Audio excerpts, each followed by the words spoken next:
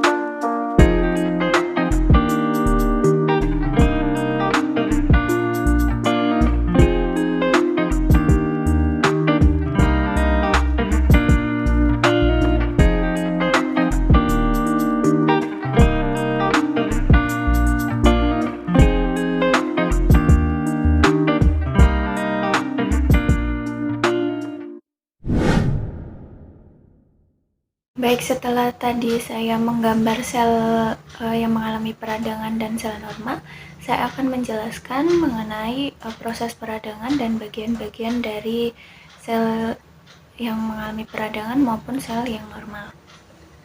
Baik, yang pertama saya akan menjelaskan mengenai sel yang masih normal. Nah, di contoh gambar ini adalah contoh gambar sel yang mengalami peradangan atau inflamasi akut. Pada bagian sel yang masih normal itu ada matriks ekstraseluler. Matriks ekstraseluler ini merupakan sekumpulan dari protein fibrosa yang melekat pada sel polisakarida yang telah terhidrasi. Matriks ekstraseluler ini memiliki komponen utama yakni seperti protein-protein jaringan antara lain seperti kolagen, kemudian fibronektin, dan glikosaminoglikan yang berkaitan dengan protein membentuk proteoglikan. Fungsi dari matriks ekstraseluler ini adalah yaitu sebagai media untuk mengatur identitas, kemudian posisi, proliferasi, dan nasib dari sel. Kemudian di sini ada limfosit dan makrofag. Ini yang limfosit, yang ini adalah makrofag. Limfosit ini merupakan sel utama pada sistem getah bening. Ukuran dari limfosit ini relatif lebih kecil daripada makrofag dan neutrofil. Fungsi dari limfosit ini adalah memerangi atau melawan benda asing yang masuk ke dalam tubuh. Kemudian kalau makrofag merupakan sejenis sel darah putih dari sistem imun yang menelan dan mencerna patogen seperti sel kanker, kemudian mikroba, puing-puing seluler, dan zat asing. Kemudian saya akan menjelaskan mengenai proses terjadinya peradangan. Jika ini adalah sel yang normal, yang di bawah ini adalah sel yang mengalami peradangan atau inflamasi akut yang bawah ini. Inflamasi itu kan disebut juga sebagai peradangan. Inflamasi ini dapat terjadi secara akut maupun secara kronis. Nah, kalau di gambar ini adalah contoh inflamasi akut. Proses peradangan atau inflamasi akut dapat dipicu oleh infeksi, kemudian ada trauma mekanik, ada trauma fisika, radiasi, toksisitas dari bahan kimia, kemudian nekrosis jaringan, kemudian dari benda asing, dan dari reaksi imun. Respon inflamasi akut dimulai dari berbagai rangsangan eksogen maupun endogen yang mengakibatkan cedera pada jaringan vaskularisasi. Jadi proses terjadinya infeksi akut ini dapat berasal dari rangsangan dari eksogen atau dari luar sel, dan dari endogen atau dari dalam sel yang menimbulkan cedera pada sel. Kemudian respon terhadap cedera ini dimulai dari hiperemi aktif dengan peningkatan aliran darah ke jaringan yang terluka atau cedera, serta diikuti oleh terjadinya dilatasi arteri dan kapiler. Jadi kan di sini ada aliran darahnya meningkat setelah terjadinya cedera atau terjadinya luka pada sel, kemudian sel darahnya ini meningkat. Aliran darahnya ini meningkat dan terjadilah dilatasi arteriol, kemudian pelebaran kapiler dan dilatasi vena. Nah, bisa dilihat dari gambar ini, yang di sel normal ini kan ukurannya normal gitu ya, masih kayak kecil gitu. Nah, sedangkan pada sel yang mengalami infeksi akut itu terjadi pelebaran atau pembesaran karena yaitu tadi aliran darahnya itu meningkat, sehingga terjadilah pelebaran kapiler gitu. Kemudian hal ini difasilitasi atau peningkatan aliran darah, kemudian terjadinya dilatasi ini difasilitasi oleh mediator kimia.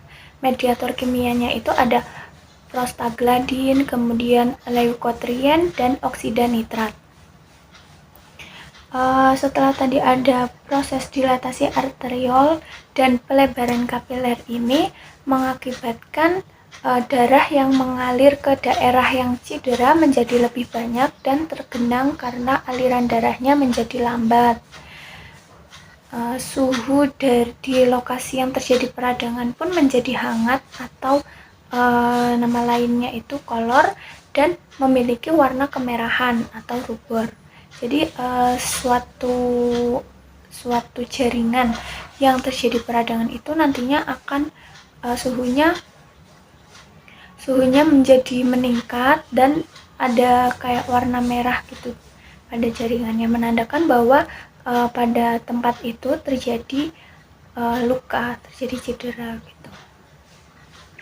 Kemudian dilatasi arteriol ini timbul dalam beberapa menit setelah jejas. Perlambatan dan bendungan tampak setelah 10-30 menit. Jadi yang suhunya menjadi hangat kemudian timbul kemerahan itu tidak serta-merta langsung saat itu juga, tetapi butuh beberapa waktu seperti itu. Kemudian proses inflamasi akut ini juga terjadi melalui peningkatan permeabilitas vaskuler disertai keluarnya protein plasma dan sel-sel darah putih ke dalam jaringan yang disebut juga eksudasi dan merupakan gambaran utama reaksi radang akut. Jadi di sini kan ada kebocoran plasma protein yang menyebabkan edema.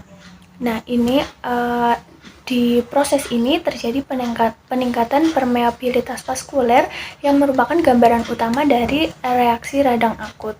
Jadi kalau reaksi radang akut itu nantinya ada kebocoran plasma, meningkatkan edema atau eksudasi. Seperti itu. Baik, sekian video praktikum saya mengenai proses radang. Mohon maaf apabila ada kesalahan dan kekurangan. Terima kasih. Assalamualaikum warahmatullahi wabarakatuh.